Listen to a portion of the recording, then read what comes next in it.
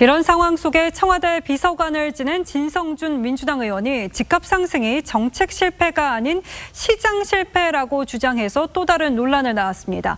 그런데 여당의 또 다른 의원은 재건축을 통한 공급 확대 방안을 주장하기도 했습니다. 최지용 기자가 전하겠습니다. 변창흠 국토교통부 장관 내정자에 대해 국민의힘은 유주택자 세금 폭탄, 무주택자 월세살이라는 부동산 기조를 관철하는 인사, 국민의당은 분란 민심에 기름을 붓는 방화 인사라며 비판을 이어갔습니다. 이 와중에 민주당 소속 국토의원인 진성준 의원은 집값 급등과 전세난이 정책의 실패가 아니라 시장의 실패라고 주장했습니다.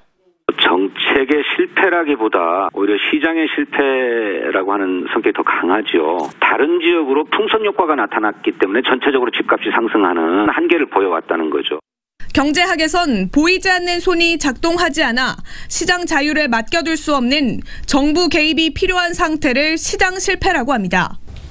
그런데 진 의원이 정부 규제에 따른 풍선 효과를 언급하면서도 이를 시장 실패로 규정한 건 적절치 못한 주장이란 지적이 나옵니다.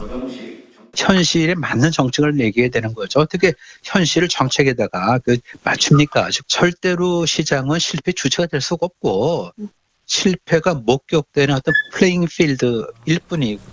앞서 진 의원은 정부의 부동산 정책에도 집값 안 떨어져요라는 말을 했다가 구설에 오르기도 했습니다.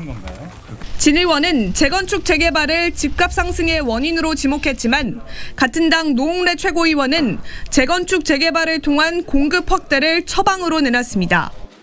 적어도 5년간 현재 공급량의 약 2배 가까이 달하는 연간 15만 호의 주택을 서울에 공급해야 합니다. 정부 여당이 부동산 정책 실패를 인정하지 않으려다 보니 시장에 혼란을 주는 메시지만 내고 있다는 지적이 나옵니다. TV조선 최주원입니다.